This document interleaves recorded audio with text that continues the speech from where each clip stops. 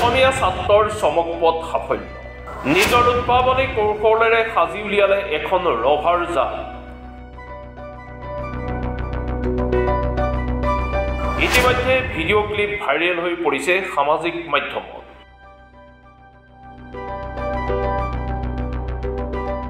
দেশৰ আগশাৰী বিজ্ঞান আৰু প্ৰযুক্তিবিদ্যাৰ অন্যতম বেংগালুৰুস্থিত ভাৰতীয় বিজ্ঞান শিক্ষণ বিশ্ববিদ্যালয় অধ্যয়নগত অসমীয়া ছাত্ৰৰ চমকপ্ৰদ সাফল্য।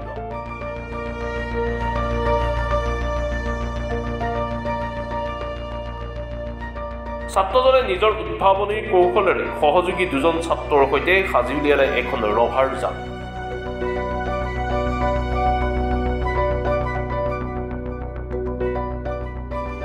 ইতিমধ্যে ৰভাৰ যানখনৰ পৰীক্ষণ কৰাৰ ভিডিঅ' ভাইৰেল হৈ পৰিছে সামাজিক মাধ্যমত। নিজৰ উদ্ভাৱনী শক্তিৰে দেশৰ বিজ্ঞান আৰু প্ৰযুক্তিবিদ্যাৰ ক্ষেত্ৰত জিলিকি উঠিছে এগৰাকী অসমীয়া ছাত্ৰ। নাম এলদিন নাথ। মৰিগাঁও জিলাৰ চৰাইবাহীত জন্মগ্ৰহণ কৰা ছাত্ৰজনে তৃতীয়মান শ্ৰেণীত অধ্যয়নগত অৱস্থাতেই সাজি উলিয়াইছিল অটোৰ ক্লিন চিমনিৰ প্ৰকল্পটিৰে মৰিগাঁও আৰ্যভট্টৰ বিজ্ঞান প্ৰদৰ্শনীত প্ৰশংসা লাভ কৰাৰ লগতে পুৰস্কাৰ লাভ কৰিবলৈও সক্ষম হৈছিল।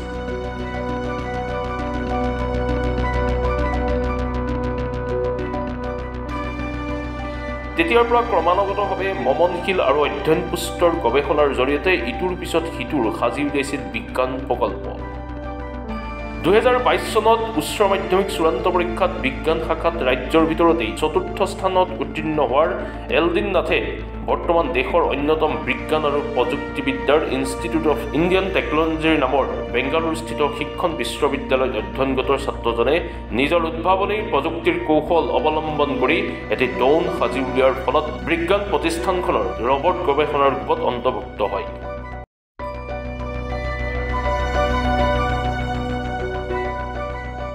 মিণ্টু কুমাৰ নাথ আৰু মৃণালিনী দেৱীৰ একমাত্ৰ সন্তান এলদিন নাথে পশ্চিমবংগৰ 2 উদ্ভাৱনীৰ সহযোগীৰ ছাত্ৰৰ সৈতে দুমাজোৰাৰ নেৰানেপেৰাৰ প্ৰচেষ্টাৰ ফলত এখন ৰভাৰ যান সাজি উলিয়াইছে।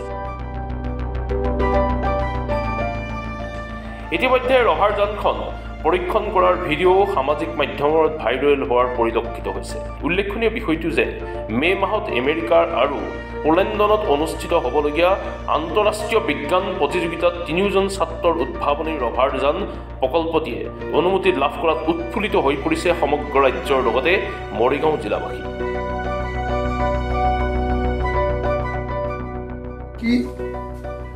সন্তানৰ সফলতাৰ আগত পিতৃ মাতৃ যথেষ্ট অৰিহণা থাকে আৰু তাৰ মাজত আপুনি এগৰাকী কি ক'ব মাতৃ হিচাপে এলদিনৰ সাফল্যতা? সন্তানৰ সাফল্যত পিতৃ মাতৃ বিশেষভাৱে মানে গৌৰৱান্বিত হৈয়ে আৰু সন্তানে সাফল্য লাভ কৰিবলৈ যিটো পৰ্যায় ল'ৰা ছোৱালীক আনি দিবলগীয়া হয় সেইটো ঘৰখনৰ পৰা আৰু পিতৃ মাতৃয়ে সৰুৰে পৰা সেই এটা পৰিৱেশ দিবলগীয়া হয় আৰু সেই পৰিৱেশটো আমি সৰুৰে পৰাই তাক দিছিলোঁ আৰু সিও বহুত আগ্ৰহী আছিলে।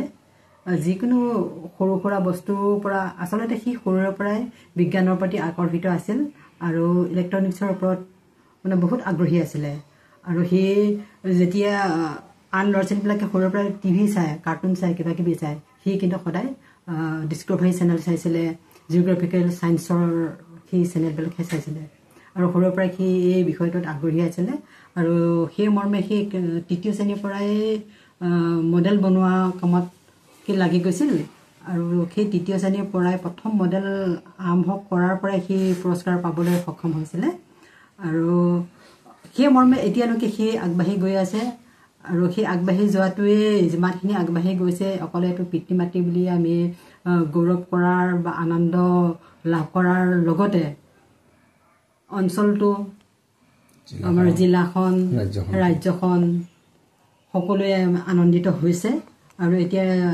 মানে যিটো ৰভাৰৰ প্ৰজেক্ট হাতত ল'লে আৰু কমপ্লিট হৈছেগৈ আৰু এইটোৱে এতিয়া গোটেই ৰাজ্যতে অকণমান তোলপাৰা লগাইছে আৰু আচলতে লগাব লগা বিষয়ে ক্ষেত্ৰত আৰু গৌৰৱ কঢ়িয়াই আনক ৰাজ্যবাসীয়ে উপনীত হওক তাকে মই কামনা কৰিলোঁ। আপোনাৰ পুত্ৰৰ যি সফলতা ইতিমধ্যে ৰভাৰ বনাবলৈ গৈ আছে বা বনাইছে, কেনেদৰে এই চিষ্টেমত আগবাঢ়িছিল কি ক'ব আপুনি পিতৃ হিচাপে? আচলতে সি মোৰ ল'ৰাটো একে খুব সৰুৰ পৰাই বিজ্ঞানৰ প্ৰতি খুব আগ্ৰহী আছিল।